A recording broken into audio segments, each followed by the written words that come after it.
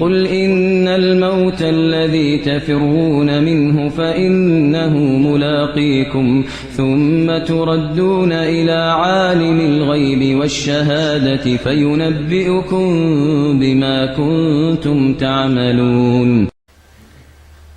И дальше говорит посланник Аллаха, саллаллаху алейхи вассалям: «Вахсаб нафсака ма'аль маута». Считай себя среди умерших. То есть сейчас уже считай, что ты мертв. Считай, что ты уже в списке умерших. Потому что ты умрешь рано или поздно. Потому что смерть, она всегда приходит неожиданно. Потому что Аллах Субхану ва Тааля предписал ее каждому живому существу. И ты тоже не минишь этого, не минует тебя эта чаша. Аллах Субхану ва Тааля сказал: «Куллю нафсин заикатуль маут». Каждая душа непременно вкусит смерть. И сказал Аллах Субхану ва Тааля: «Куллю ман алейха фан». Все, которые есть на земле, они смертны. Мы движемся к нашему часу.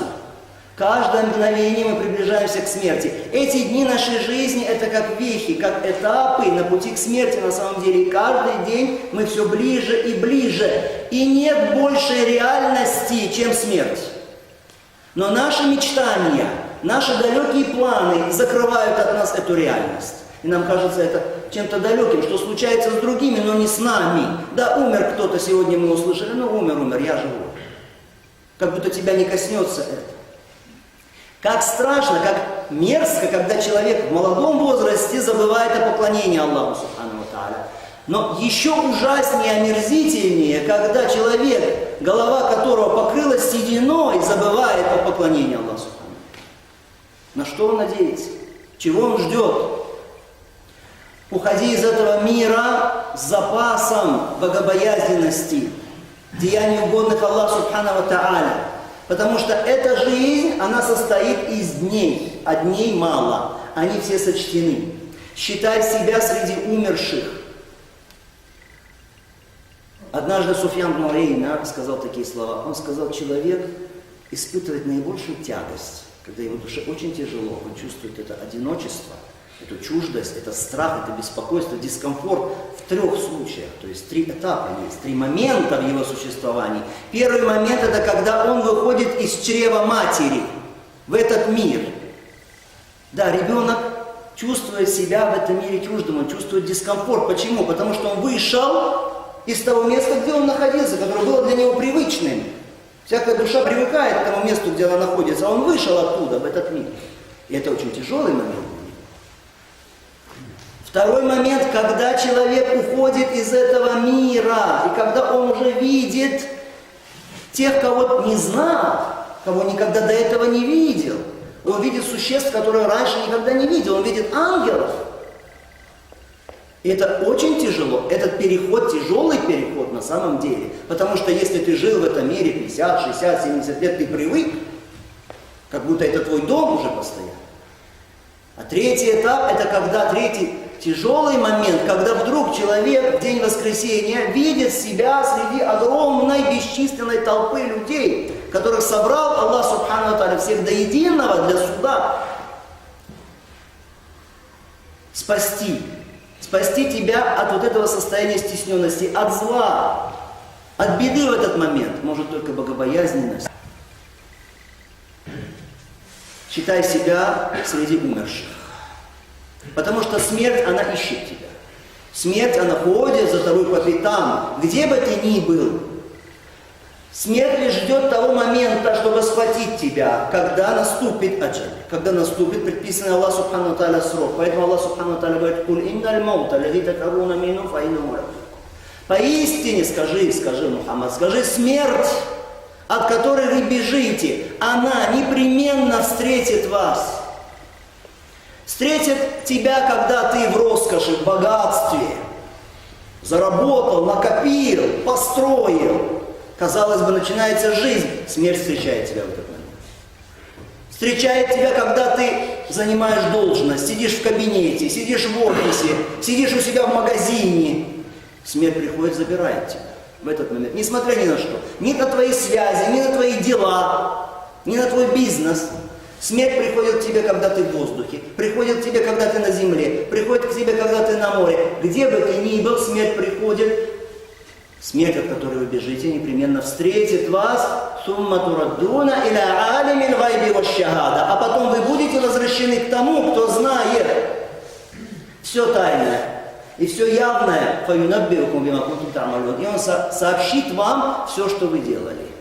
Все, что вы совершали. Где бы вы ни были, настигнет вас смерть. Хоть будьте вы в башнях возведенных, говорит Аллах Субхану ва Тааля. Посмотри на окружающий мир. На что бы ты ни бросил свой взгляд, все это конечно. Все это тленно. Вечен только Бог. Вечен только Аллах Всевышний. Имущество, дети. Все это уйдет от тебя, или ты уйдешь от этого. Посмотри на владык, посмотри на Гурмуза. Наступил день, когда не спасло его богатство. И адиты, они тоже хотели вечности, укрепиться в этом мире, хотели вечности, но не достигли вечности. И Сулейман, алейхиссалям, подчинены были ветры ему, которые дули перед ними, люди и джинны. Но это тоже не спасло его от смерти. Посмотри на этих владык, царей, властелинов, которые прошли, которые были столь велики, что боялись их, все истекались люди со всех концов земли к ним, для поклона им. Спасло ли это их от смерти? Где они сейчас? Слышишь ли ты от них хотя бы шорох? Но ты придешь к Аллаху непременно.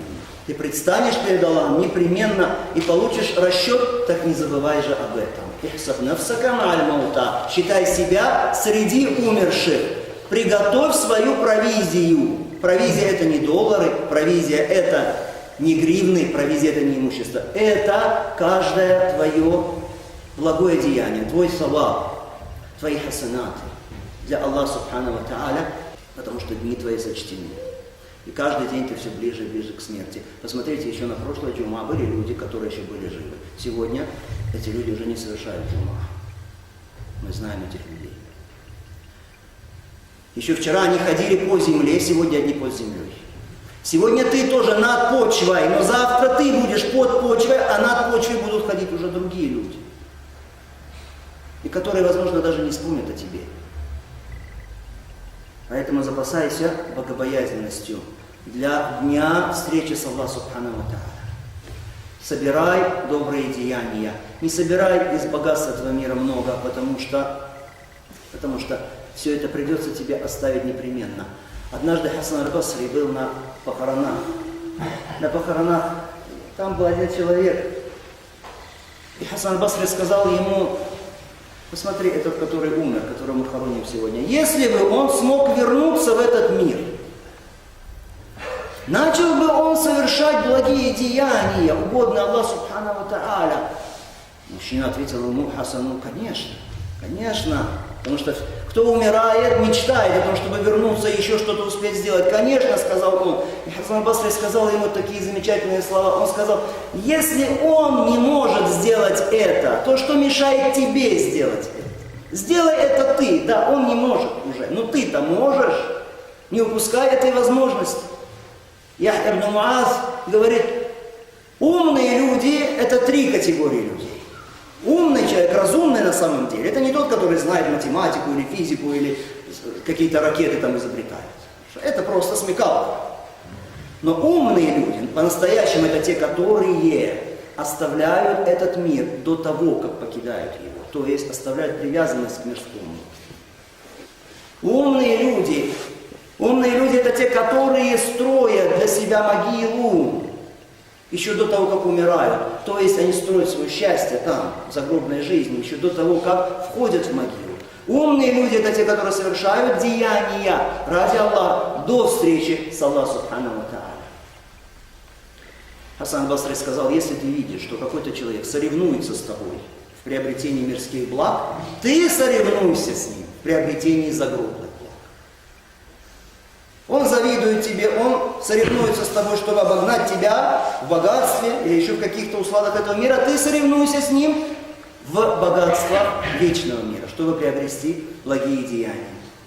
Запасайся богобоязненностью, ибо ты не знаешь, Ибо ты не знаешь, когда наступит ночь, доживешь ли ты до утра, до намаза фаджр, доживешь ты или нет.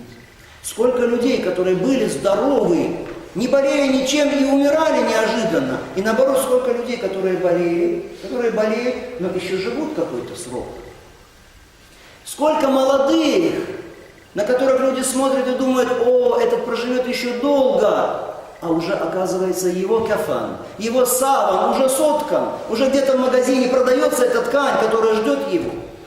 Сколько невест, которых готовили к браку, к свадьбе, но оказывается, что в ночь предопределения, в Лейлатуль Кадр, было уже записано, что в этом году умрет она, эта невеста. Сколько молодых, сколько юношей, которые днем и ночью смеются и веселятся, а оказывается, что им уже очень скоро уготовано войти в чрево могилы. Сколько людей успешных, бизнесменов, спортсменов, торговцев, политиков, сделавших себе карьеру, которые тешатся своим успехом, радуются своим успехом, своим положением, и они не знают, что следующая могила на кладбище, следующая яма – это его яма. Ихсаб нафсака ма'аль маута. Считай себя в числе умерших. Великий завет пророка, алейхиссалату вассалам, дабы уготовились мы к смерти, дабы мы уготовились к уходу из этого мира, прежде чем мы уйдем из этого мира. Люди лишают себя наград от Аллаха и возможности совершить благие деяния. И воистину, если человек лишается благих деяний, это наказание от Аллаха, упускает савабы, это наказание от Аллаха, но большее наказание, когда человек не видит того, что он лишен. Пусть Аллах Субхану ва Тааля не сделает нас из числа лишенных.